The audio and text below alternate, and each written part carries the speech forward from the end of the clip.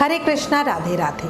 आपने सुना होगा, जब हम प्रभु भक्ति करते हैं, विग्रह सेवा करते हैं, भगवान से प्रेम करते हैं, तब हमें उनसे कोई रिश्ता जरूर जोड़ना चाहिए। भगवान निश्चल भाव से जुड़े रिश्तों को निभाते हैं। अयोध्या में एक संत थे, राम सुखदास जी महाराज। वे भगवान राम को बहुत मानते थे। जब से उन्होंने प्रभु भक्ति मार्ग पर चलना शुरू किया, तभी से ही उनके मन मंदिर में भगवान राम का दिया प्रज्वलित था। वो स्वभाव से बहुत सरल और मन से साफ थे। उनके मन में प्रभु राम के लिए निश्चल भक्ति और सात्विक प्रेम था, जिसमें वो अपने आराध्य से प्रेम के सिवा कुछ नहीं चाहते थे। दुनिया में अकेले थे।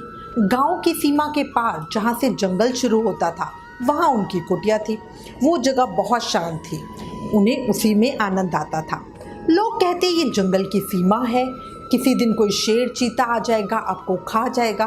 पर वो कहते अगर किस्मत में शेर का भोजन बनना लिखा है तो वो होकर ही रहेगा, चाहे फिर गांव में रहूं या जंगल में। इस बेकार शरीर को मरने के बाद जलाने से तो अच्छा ही है ना, किसी जीव की भूखी मिट जाए। असल में उन्हें शांति में रहना ही पसंद था।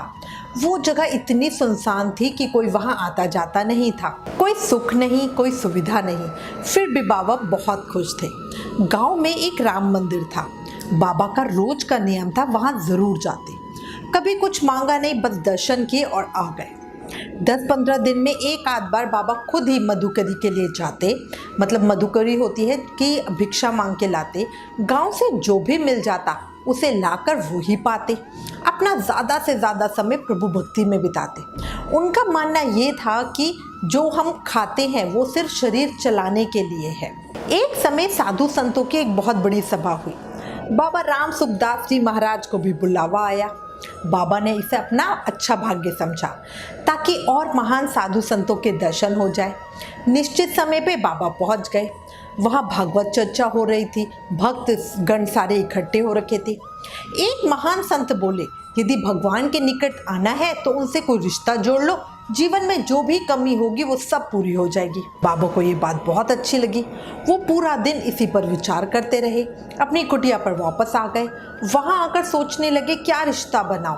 अपनी उम्र देखी, बहुत वृद्ध हो चुके थे और राम जी तो जवान सुंदर।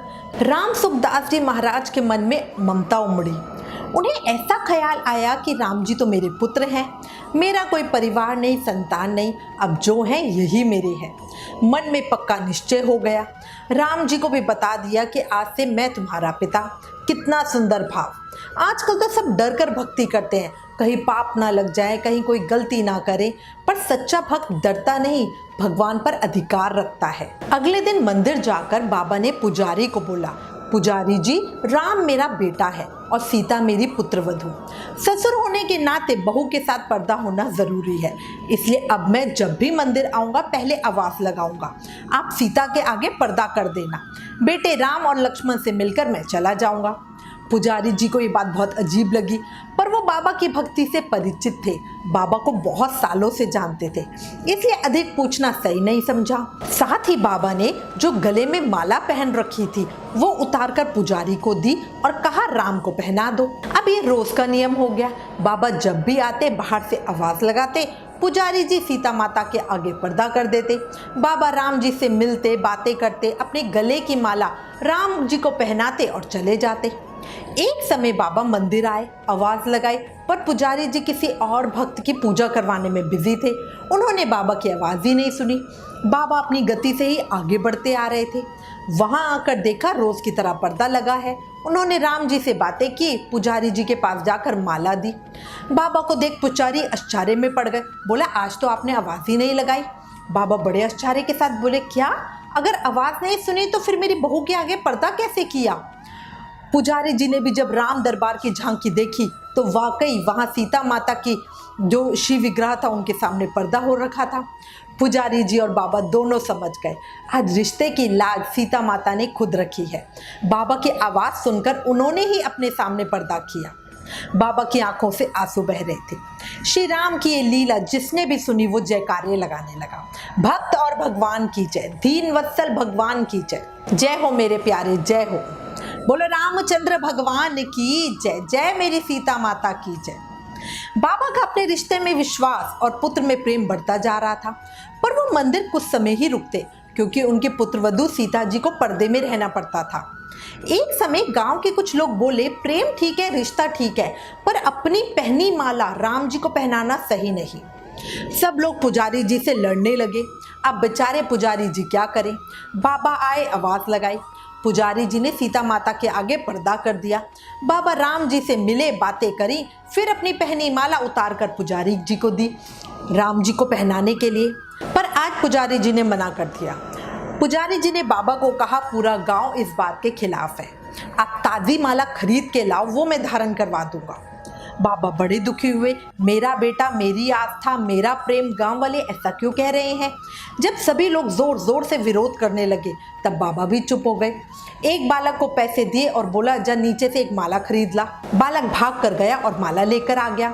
बाबा ने वो माला पुजारी जी को दी। पुजारी जी ने माला ले ली और राम जी को धारण करवाने लगे तो माला टूट कर गिर गई।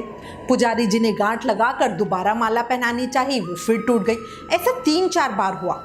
पुजारी जी ने हार मान ली। श्री राम जी के शिव विग्रह से आवाज आई कि वो बाबा के गले में पहनी माला ही पहनेंगे। पूरा गांव, पुजारी और खुद बाबा भगवान की ये बातें सुन के आश्चर्य में पड़ गए। ऐसे ही है भगवान, प्रेम से उन्हें रिझाया जा सकता है, मनाया जा सकता है। बोलो भक्त वत्सल भगवान की जय। ऐसा माना जाता है कि बाबा जब तक जिंदा रहे रोज मंदिर आते और अपनी पहनी माला राम जी को पहनवाते। उनका अंतिम संस्कार भी राम जी द्वारा हुआ, ऐसा कई सूत्र बताते हैं। बोलो श्री रामचंद्र भगवान की जय, दीन वत्सल दीनानाथ की जय, भक्त और भगवान की जय। कथा पसंद आई हो, दिल को छुई हो तो प्लीज़ इस वीडियो को लाइक करें, शेयर करें, सब्सक्राइब करें। Thank you. राधे राधे।